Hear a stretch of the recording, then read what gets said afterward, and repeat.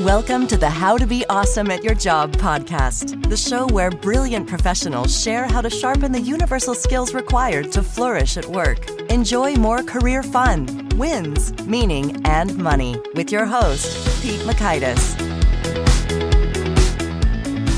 Hello and welcome to episode 863 with Anita Nowak. Anita shows how empathy makes a world of impact in terms of really enriching relationships and even reducing your own stress and some common misconceptions that folks have and how to do it better. So you'll learn 1, what not to do when you're trying to connect. 2, the trick to improving your active listening. And 3, how to get into that empathic mood. So if you want to check out the show notes or the transcript or the links to items that we've referenced here, please visit us over at awesomeatyourjob.com/EP863.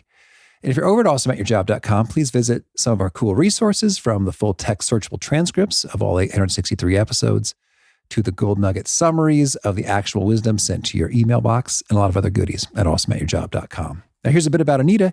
Anita Nowak, PhD, is an empathy expert, speaker, podcaster, award-winning educator, certified coach, and founder of Purposeful Empathy by Design, a boutique global advisory firm that helps purpose-driven organizations create cultures of empathy and social impact. Passionate about mentoring the next generation of changemakers, she teaches leadership, ethics, and management and social entrepreneurship and innovation at McGill University. Anita lives in Montreal with her husband and daughter.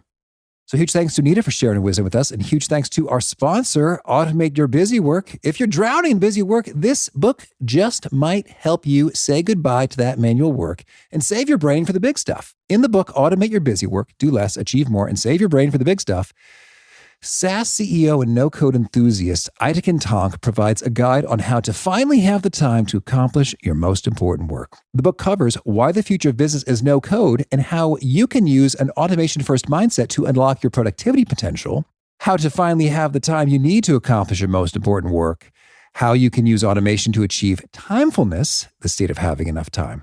Pre-order your Automate Your Busy Work Today book at automateyourbusywork.com. That's automateyourbusywork.com to pre-order the book, Automate Your Busy Work, ahead of its release on May 16th. Now, here's Anita. Anita, welcome to How to Be Awesome at Your Job. Thank you.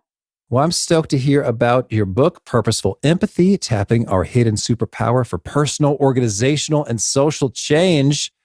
But first, I want to hear about your travels. You've been to 65 countries. What is the story here? Well, I just love being in a new place, meeting new people, having conversations that you wouldn't expect to have in unusual spaces. So I've traveled to Bhutan, and I've lived overseas in Thailand, and been to Morocco, and all over South America. No, 65 countries and counting. So, maybe hit 80 by the time I die. And is there perhaps an underrated country or location you think that people are missing out on and they should know about? Well, I do think that Copenhagen has got the most beautiful people in the world, whether you're 8 months old or 88 years old. Men, women, everybody there is beautiful. And I don't mean just physically beautiful. I just mean kind, considerate, and they have great social policies. So I think Denmark is an underrated place to visit. Okay. Thank you. I had an amazing trip to Lithuania, and I think that should really be on people's lists, but it doesn't seem to make it. But that's my plug, Lithuania. My husband is Georgian, and so we've, over the years, sent some friends over to Georgia. Tbilisi is a really cool city right now. Nifty. Well, thank you. Now let's hear about empathy. I guess you work that muscle chatting with different folks in different places in 65 countries. Can you tell us a particularly surprising or counterintuitive insight, discovery you've made along the way when it comes to this empathy stuff? I think people don't realize that practicing empathy is actually really good for you. So the neuroscience is out. So they've studied what parts of our brain light up when we're feeling pleasure, and the rewards part of our brain. So if we're eating chocolate cake, that's what lights up. If we're just had a great orgasm, I'm not sure how they test that, but that part of the brain lights up. If you're high on psychedelics, it's the pleasure and reward centers that light up. Same thing happens when you're in an empathic embrace. If you're in emotional resonance with someone and feeling connected to somebody, that's what lights up in the brain. And so it sounds like practicing empathy is always about extending empathy and being empathic to others. It's so altruistic. But in fact, it's the ultimate win-win when you practice empathy that you benefit too, physiologically, spiritually, psychologically. That's cool. Well, that almost sounds like a thesis statement right there. But how would you articulate the big idea behind your book, Purposeful Empathy? Well, I think the world needs more empathy. We in our lives need more empathy. I think we're born with the capacity to empathize, and becoming more empathic with practice is possible, and that it's good for us. So those are like the 5 levels of why I think we have to dial up the empathy in the world. There's a few examples that I'd like to share just as an experiment. When I was studying the neuroscience of empathy, this is what happened to me more than 10 years ago. I was in a lineup for a FedEx at a FedEx counter, and over the holiday season, a long lineup, 30-minute wait. Everybody was bored, frustrated. Nobody had cell phones. It was a long time ago.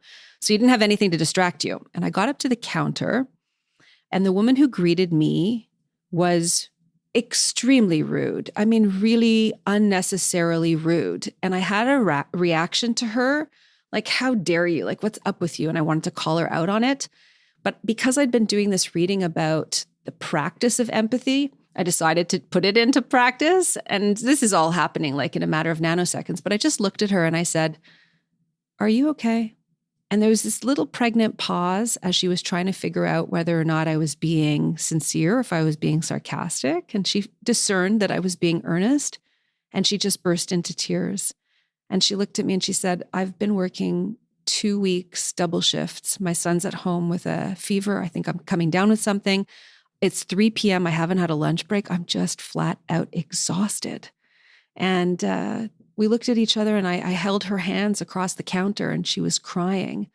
And we just held space together. I went to get her a mint tea afterwards, and she got herself together and sent my package with efficiency and grace. But that moment of human connection was available to us just because I asked the question, "Are you okay?" And so I think that we're living in a world right now where we are constantly stressed out and busy all the time and triggered all over the place. And I think that leaning into our empathic proclivity is going to really save the world. It'll help other people, and it'll also help us as we journey through life.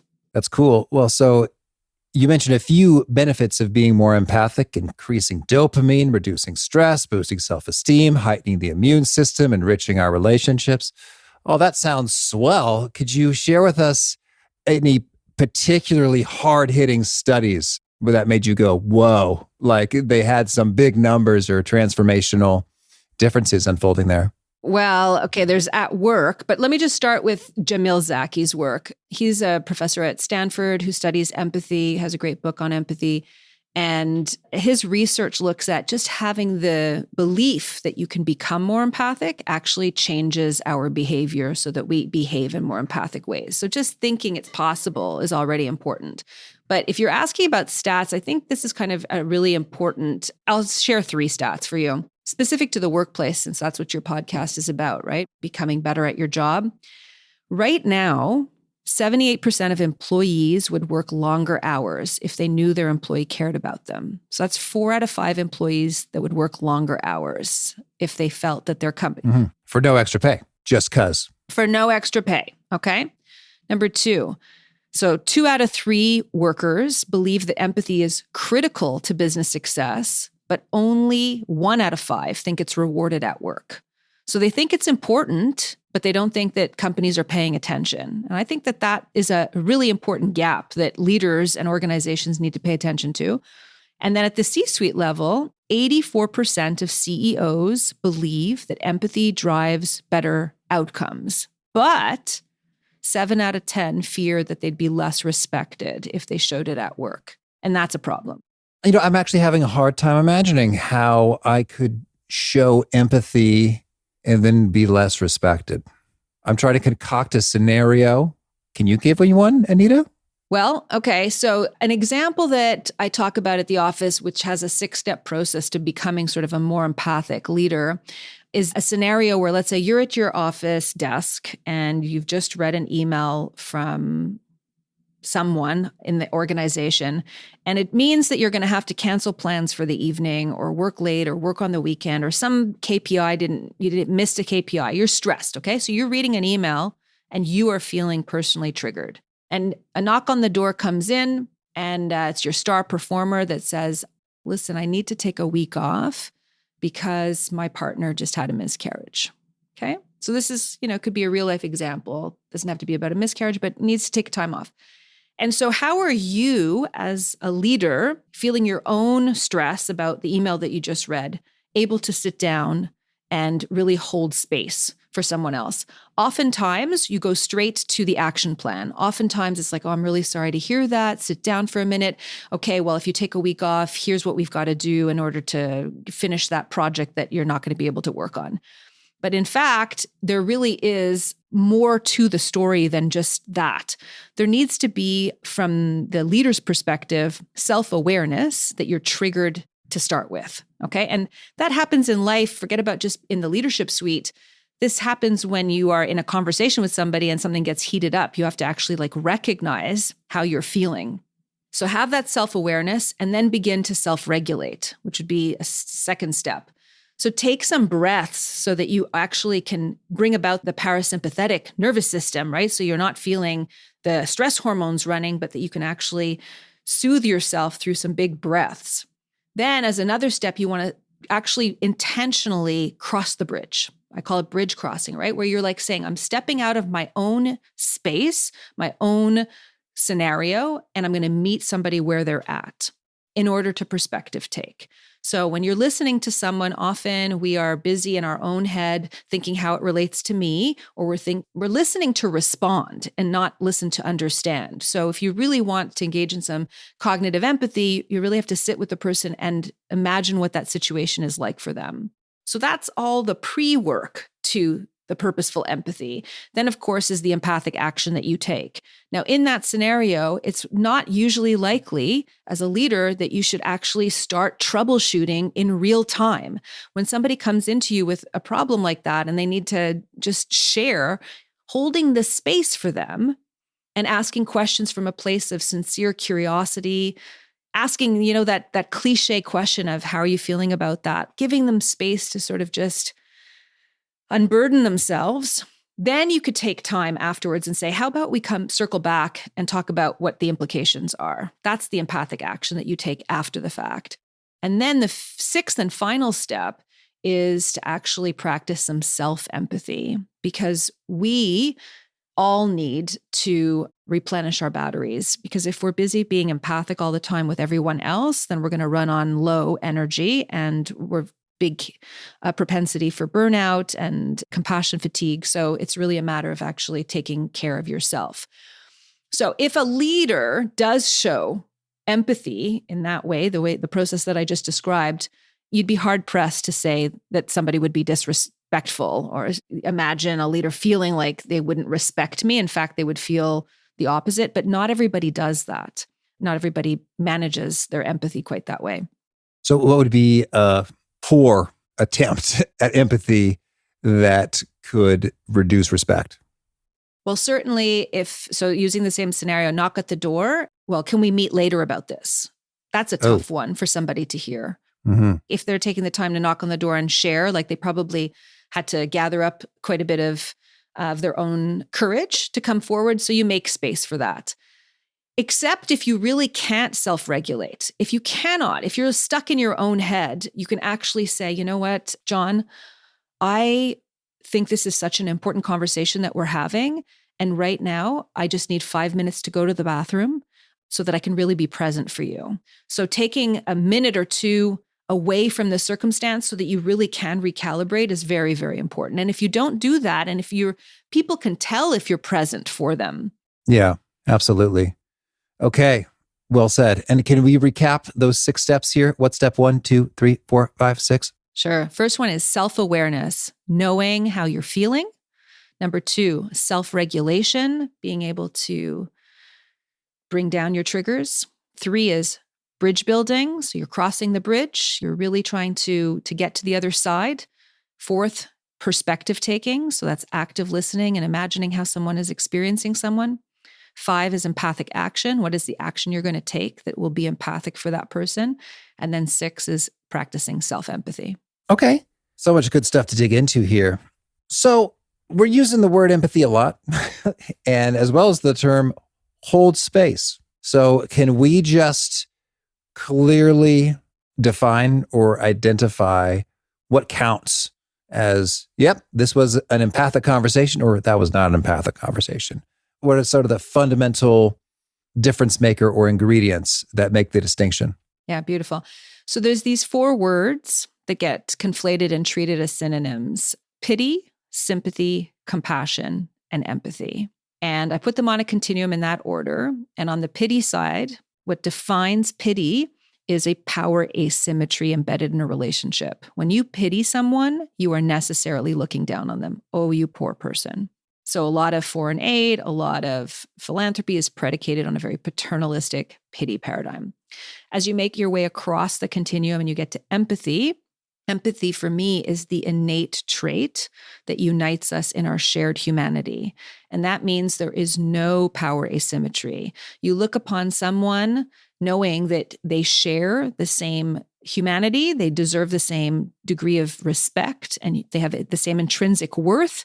They're just in a different circumstance than you, but you could be in that circumstance were the universe a different place if you were living in a parallel universe. So being empathic requires humility and requires us to really accept that we are on the same journey of life together, having the same joys, having the same fears, having the same shared loves, that we share that common humanity. So really the important ingredient is that there's not a looking down on somebody, oh, you poor person. Okay. So that's empathy. And then in terms of a specific conversation in which you said that was an empathic conversation or that was not, I suppose in some ways that might be in the eye of the beholder or the interlocutor, the person participating in the conversation. Like, I felt as though that person was connected to me, my emotions, what I was feeling, experiencing, and understood me. I felt seen. Is that accurate, or how would you grade a conversation? There are a couple of big ways that a conversation can feel unempathic and that things slightly derail. One is that a person starts to problem solve. Okay. And I am guilty of that. Somebody's trying to unburden themselves, share a story, and instead of just holding the space, as you said before, and sitting with them, even through the uncomfortable quiets, that I start to, respond with, have you tried this? Have you tried that? And that's not very useful most of the time, unless they're asking, like, what would you do? And then that's an invitation to help problem solve. Another one is to hear a story and relate it back to yourself. Oh gosh, like you remind me of, or I know exactly what you're thinking because that happened to me or my aunt or whatever. And those are 2 really hard ways to end an empathic connection, but that we do very often. So we have to be really conscious of it. Okay. So if we're not doing that, if we're not problem solving, like, I guess you could also just be totally zoned out. Like, yeah. If I'm not problem solving and I'm not relating it back to me, but I'm also kind of just like, yeah, right. Okay. I guess if you're just totally zoned out would be another way that you're not empathetic. Totally. And there's research that's showing just the presence of a mobile phone on a table actually distracts you somewhat by 50%. So it's like the old fashioned, go to a cocktail party and you're looking over somebody else's shoulder. Just that phone as a distraction is a real empathy breaker too. That's right. And Anita, I always wonder, because it feels so big in my pocket, when I sit down at the lunch table, where should I stick it? Because I've heard about this research. I was like, this is uncomfortable in my hip, but I don't want to put it on the table because I've heard the research. Maybe restaurants should have Velcro under the table and then give you a patch to put on your phone. I will actually stick it under my leg. Yeah, sure. It's a good idea. And then I'll need to alternate because I'm off balance for a while. And I'm not about to get a phone holster. It's not my style. Not your style purse? No? No, I'm not doing that either. Okay. So there's some don'ts. Don't problem solve. Don't say, oh, I know exactly how you feel. This happened to me. Make it about me. Don't zone out. Don't have a phone there. Holding space. What does that mean? What does holding space mean? It means to listen with the intention to understand and not the intention to respond. Okay. And so holding space, I'm almost imagining like a physical space in terms of I've got a beautiful, clean kitchen island and I enjoy beholding its emptiness. and yet it's so tempting to stick anything and everything right there because it's so convenient because it's right there. But to hold the space would mean that, well, no, we allow that emptiness to remain, much like there's emptiness in my own head of my own agenda. That's how I'm thinking about holding space. Is that how you're thinking about that? There's a great practice. You can become certified as a practitioner of empathy circles, which I am. And it comes out of a place in California. And I'll make sure to get the notes on the website, how to get there for your listeners. Essentially, empathy circles work where you're, let's say, 5 people on a call on Zoom or together in person. And you spend 60 minutes, 90 minutes, 120 minutes together doing this empathy circle. And it involves pairing. So let's say there's the first pair, the listener and the speaker, and the other 3 are observers. And then throughout the entirety of the time, the pairing switches to different pairs. So everybody has a chance to pair up differently. And so let's say you have 4 minutes as a pair to start talking about anything that is the prompt question. So like, why is empathy important in the world today? Could be the prompt question. So the first person will answer, but not speak for 4 minutes on a roll, but actually speak in a bit of sound bites. So they'll speak, they'll say something, and then the person who's listening responds back, reflects back what they hear. And then the speaker will continue with the next sound bite and another reflection back, and it'll go back and forth, back and forth. Or if there's been a misunderstanding, the person who's speaking will hear the responder reflect back something that's not quite right, and then actually correct them until the person's reflected back like, yeah, you got it now. So this goes back and forth for 4 minutes, and then it'll switch to another pair and another pair and another pair. And the goal of this practice is actually to become a better listener. And I remember thinking about this. I'm like, I'm a fairly good listener. This is not going to be tough at all. And when you do that for half an hour, 45 minutes, an hour or longer, not only when you're an observer, as you're listening to what somebody's saying and then saying, oh, that's so interesting that that person reflecting back picked up on this or emphasized that.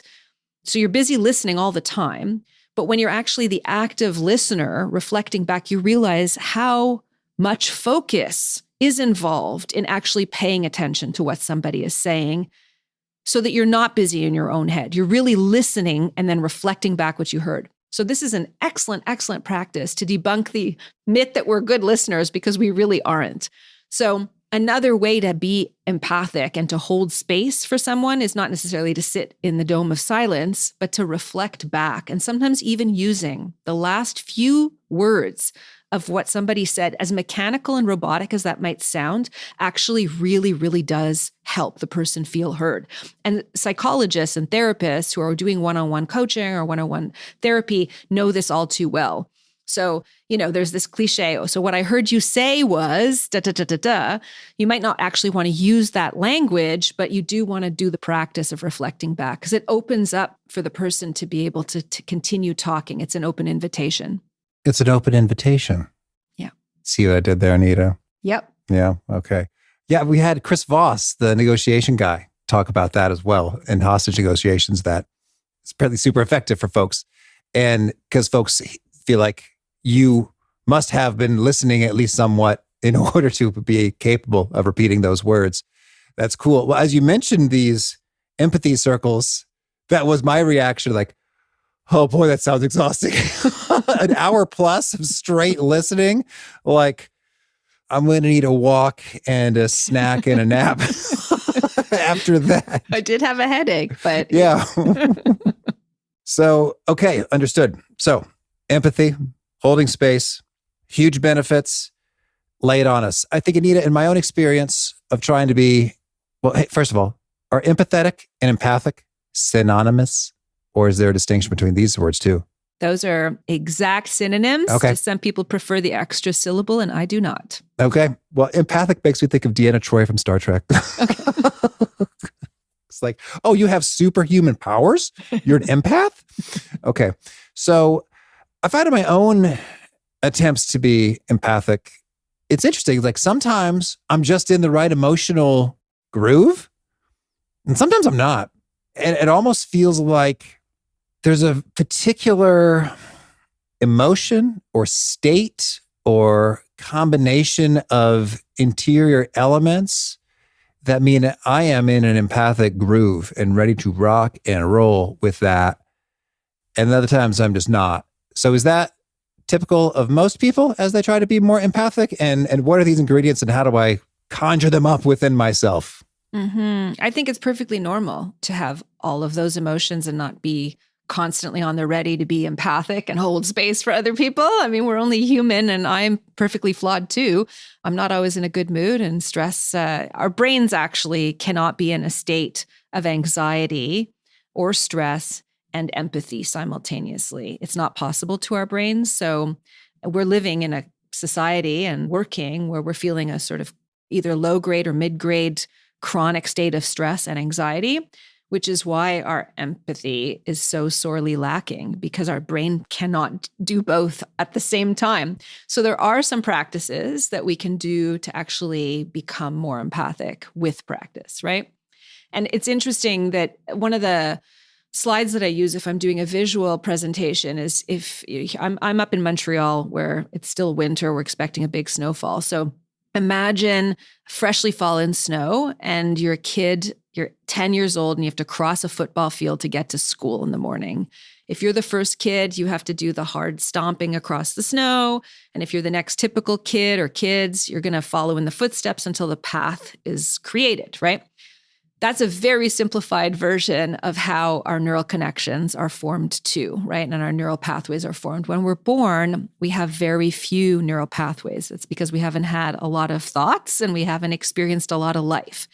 But in those first few years of our life, we have exposure to so much. And our neural pathways get formed as a result of all the experiences that we have. And the more often we experience similar things, the thicker our synaptic connections and our neural pathways will be. So if you're a child born into a family where there's lots of harmony and love and nurturing, our neural pathways will develop differently than if we're born into a family where there's a lot of strife or stress or worse going on, right? So you'll know some people in your life as adults that have become very, very defensive. Just that's their way of being. You can likely trace that back to some early experiences in life.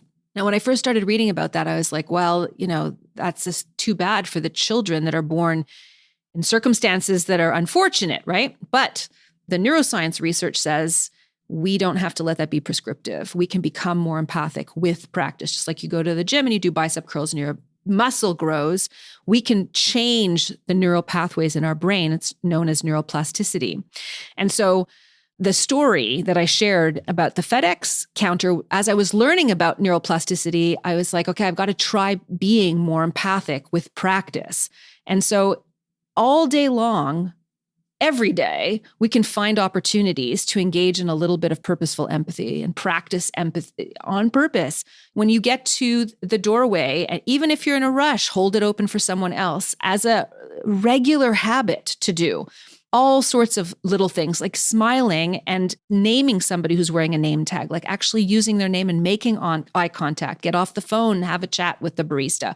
There's so many little minute ways that we can practice empathy on purpose and become more empathic. And the result over time is that we have a different reflex. We respond more empathically organically. It's like we've changed our patterns. But we are not living in a society right now that makes that easy to do, unfortunately. Whew, yeah, that's hard hitting. And so then I'm looking for opportunities to be empathic.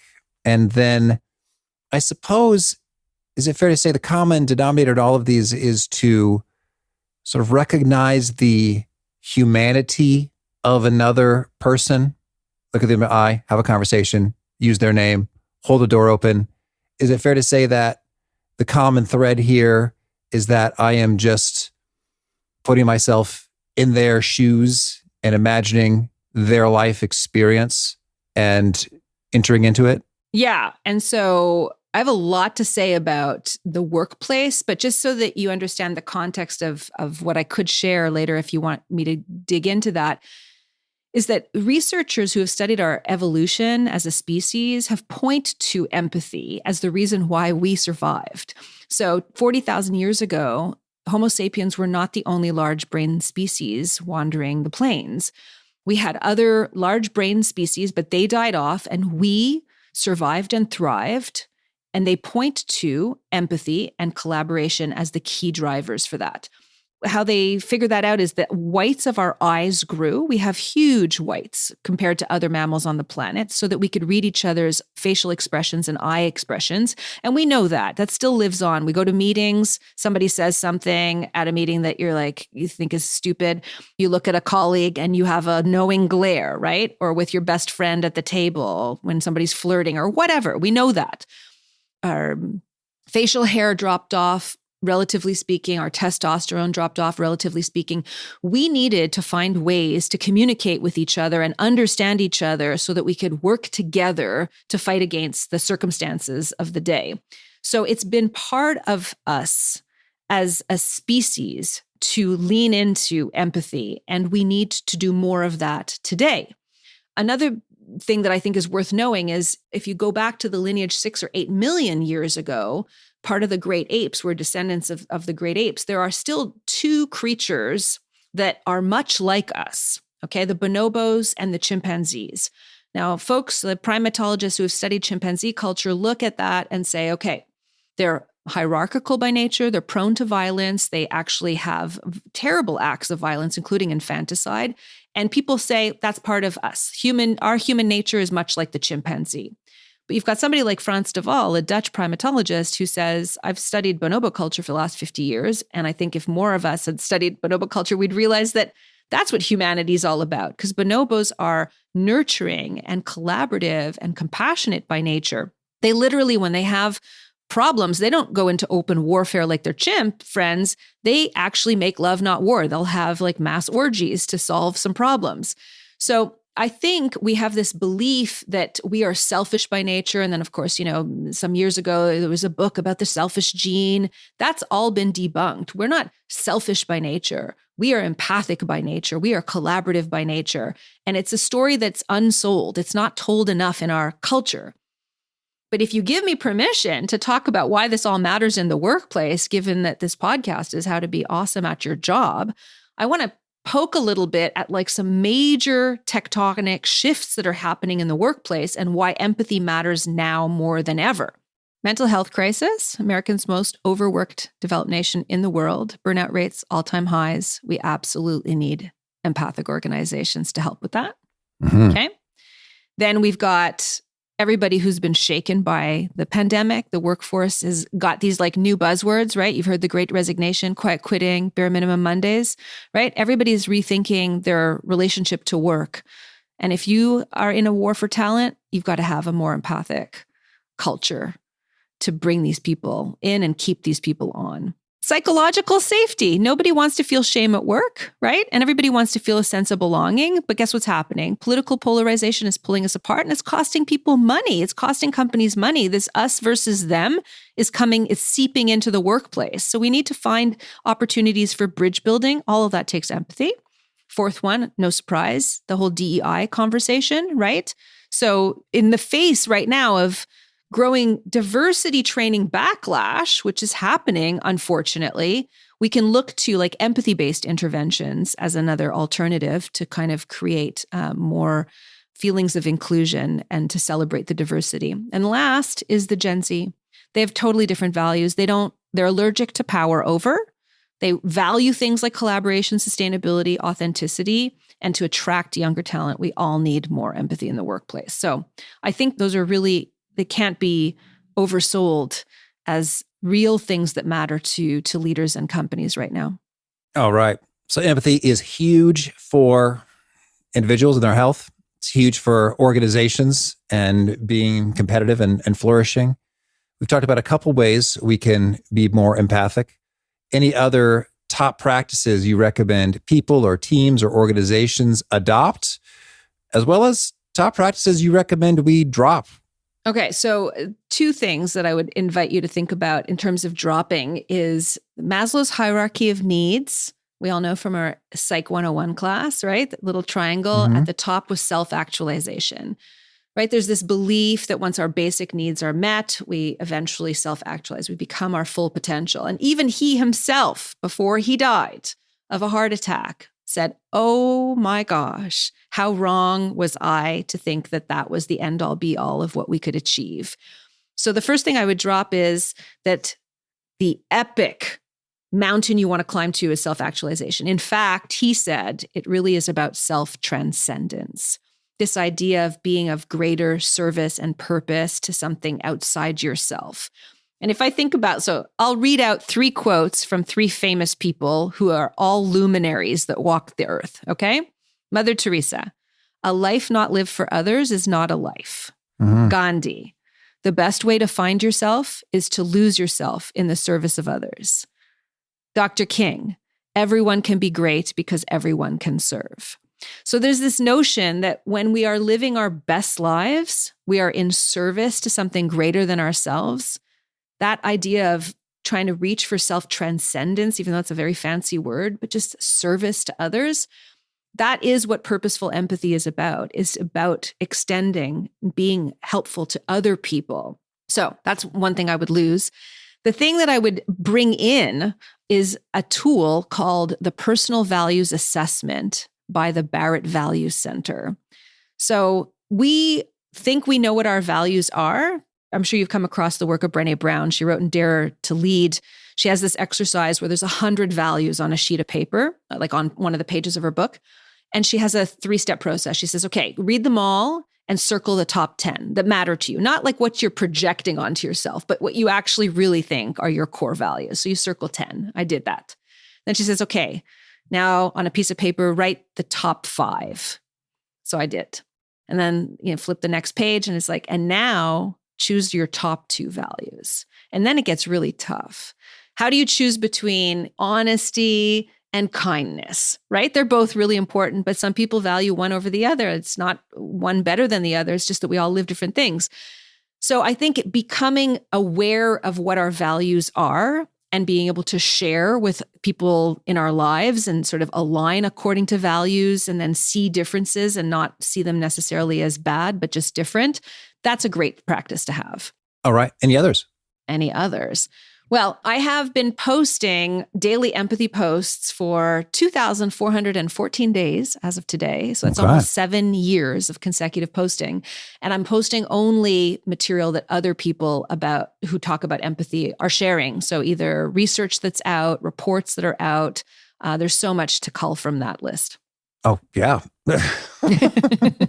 Well, now I'm thinking Brené Brown style. Can you share with me if you move from 100 to 2? Can we move from these thousands to a couple others that are really potent? So the simple practice of metta meditation, right? So we all have this fancy, all this mindful thinking, mindful living stuff. The metta is a Sanskrit word for loving kindness. So it's a simple practice. It's a 4-step process. What you do is you could close your eyes or just look down and you think about people you love. And it's easy to send them loving kindness, right? You want them to have a good day. You want them to get your green lights when they're in a rush and in traffic. You want them to be healthy, happy, satisfied by life, all that good stuff. So you think about them for a minute, take a deep breath, then think about people you like. People you like. People you went to high school with that you wouldn't mind, seeing again, going on a camping trip with, maybe your colleagues, maybe your classmates, people you like, and you send them loving kindness. Great. Do that for a minute, take a deep breath. Then the third group is strangers, people you'll never meet ever in your life. You think about, a fisherman in Ecuador, you'll never meet him, or the farmer in Saskatchewan whose wheat is in the bread that you ate with your toast this morning. Send them loving kindness. And then the 4th and final group or person that you send loving kindness to is somebody that's hurt you or disappointed you or that really sees the world differently and triggers you.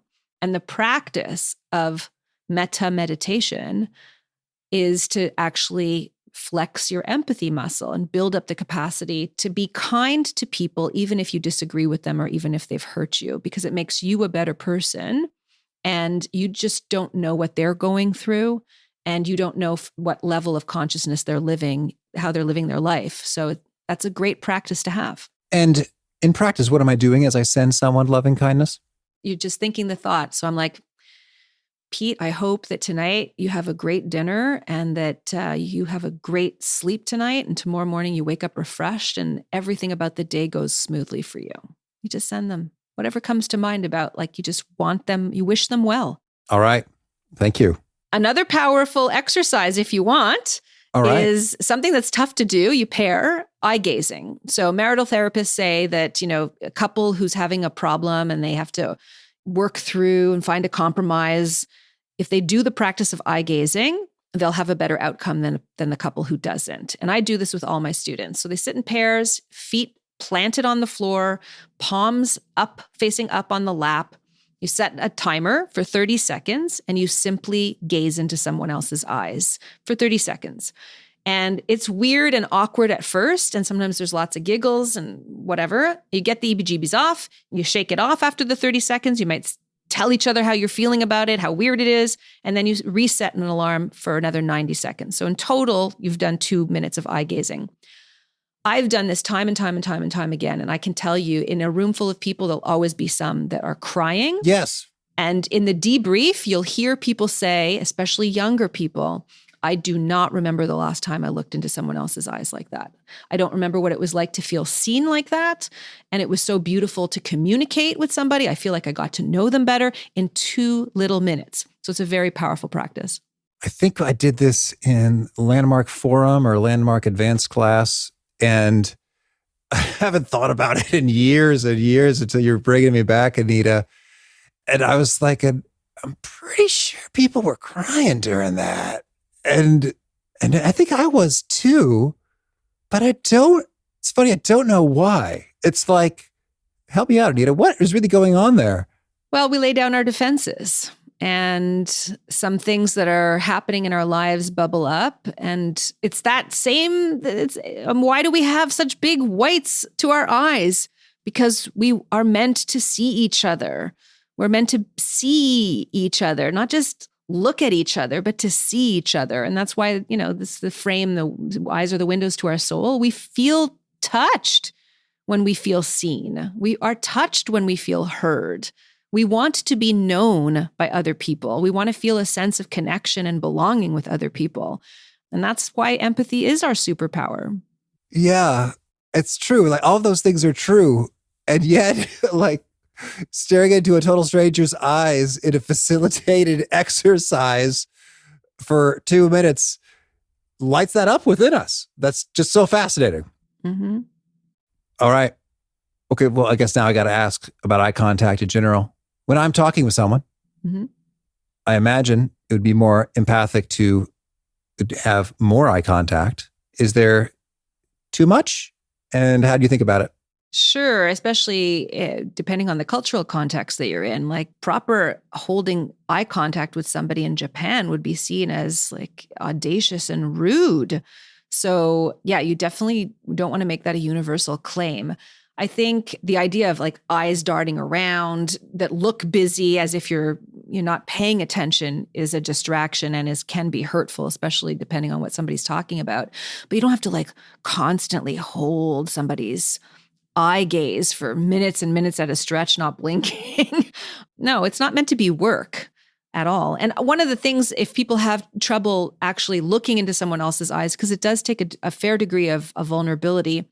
I even practiced it as a teenager with my dad. When he was yelling at me and I didn't want to cry, I would just look at the sort of the spot between his eyes, or I would look even at his receding hairline, which made it seem to him that I was looking at his eyes when I wasn't. So that's a little bit of a hack. And this is a very detailed question on this, but when I'm looking at someone's eyes, it's sort of actually difficult to fixate on 2 eyes mm-hmm. at the same time. Mm-hmm. So does it make an impact if I'm looking at the left eye or the right eye or shifting? Not to my knowledge, no. You just don't want to go back and forth quickly, but it's a natural thing to do. And people actually mirror each other, right? So if you're if you're holding space and somebody feels really connected to you, you could do a movement where you put your hand on your chin and watch the person in front of you do the same thing. We really reflect each other and we have sort of this emotional contagion. So The eye shifting is perfectly normal. All right. Well, Anita, anything else you want to make sure to mention before we hear about your favorite things? There's always an opportunity to practice more empathy in the world, all day long, every day. All right. Well, now could you share a favorite quote, something you find inspiring? Sure. It's actually two quotes in juxtaposition. One is a Polish poet, Stanislaw Lech. Every snowflake in an avalanche pleads not guilty.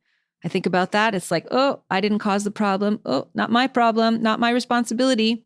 Versus St. Francis of Assisi, who said, all the darkness in the world cannot be extinguished by the light of a single candle. So I just like thinking about how you want to show up in the world. Are you somebody who's just going to shrug and say, not my fault? Or are you going to show up as a light? Okay. And a favorite study or experiment or bit of research? I think I've talked about both. I've talked about Frans de Waal and bonobos and Jamil Zaki. Great work on how to become more empathic. And a favorite book? Oh, I love a few. I'm going to mention Daring Greatly by Brene Brown. I'm right now reading Marianne Williamson's book called A Politics of Love. You know, she's just recently announced her run for president, and I think she's going to be an important voice in the next election cycle. This idea of a politics of love can be dismissed to our detriment. Mm-hmm. And a favorite tool, something you use to be awesome at your job? Well, I mentioned that too, the personal values assessment by the Barrett Values Center. You can fill it out. It's free, and they'll send you back an assessment about your personality type and the kind of person you are based on that assessment. It's a great tool. And a favorite habit? Favorite habit? Drink 2 liters of water a day. I'm a work in progress. Okay. Is there a key nugget you share that really connects and resonates with folks? They quote it back to you often? Yeah, I think so. Descartes famously said, I think, therefore I am. And I want to offer instead, I empathize, therefore I am. I think that's what makes us human. And if folks want to learn more, get in touch, where would you point them? Well, please do. My website is Anita Nowak, spelled NOWAK.com. Obviously, I have a podcast called Purposeful Empathy and a YouTube series. I hope people will check that out. And on LinkedIn, I post my daily empathy posts, nearly 7 years running now. So you'll get your daily dose of empathy every day. And do you have a final challenge or call to action for folks looking to be awesome at their jobs? Do the eye gazing with a boss or a colleague and see what comes of it. And when you are having a conversation, be intentional about listening to understand and not listening to respond. All right. Anita, this has been a treat. Thank you. And I wish you much empathy and goodness. Thank you so much. I love what Anita said about refraining from giving advice. It is tempting, but it is rarely what people want unless they ask for it. We've heard that from Michael Bungay-Stanier and some others, especially in the coaching realm, that when it comes to making that empathic connection, or even just effectively steering folks, if you are doing coaching, jumping into the advice too soon and unsolicited is not the ideal approach. Even if you know the answer, it's not the ideal approach. Again, the show notes, the transcript, and the links to items we've referenced are over at awesomeatyourjob.com/EP863. Hope to catch you next time, and peace. Thanks for listening. To get the most out of the show, we recommend 2 key things. First, check out the extra resources at awesomeatyourjob.com. You can find this episode's transcript and links, as well as the perfect episode for your situation. You can search the full text transcripts of hundreds of episodes or explore episodes tagged by topic and competency covered. Second, subscribe to the podcast and get future episodes automatically. You can subscribe by telling Siri and several other smartphones and speakers, subscribe to the How to Be Awesome at Your Job podcast, or by tapping subscribe in your podcast player of choice. If you'd like some extra help figuring out podcasts and how subscriptions work, visit awesomeatyourjob.com/subscribe for guidance. Hope to catch you on the next episode of How to Be Awesome at Your Job. Look around. You can find cars like these on AutoTrader, like that car riding your tail. Or if you're tailgating right now, all those cars doubling as kitchens and living rooms are on AutoTrader too. Are you working out and listening to this ad at the same time? Well, multitasking pro, cars like the ones in the gym parking lot are for sale on AutoTrader. New cars, used cars, electric cars, maybe even flying cars. Okay, no flying cars, but as soon as they get invented, they'll be on AutoTrader. Just you wait. AutoTrader.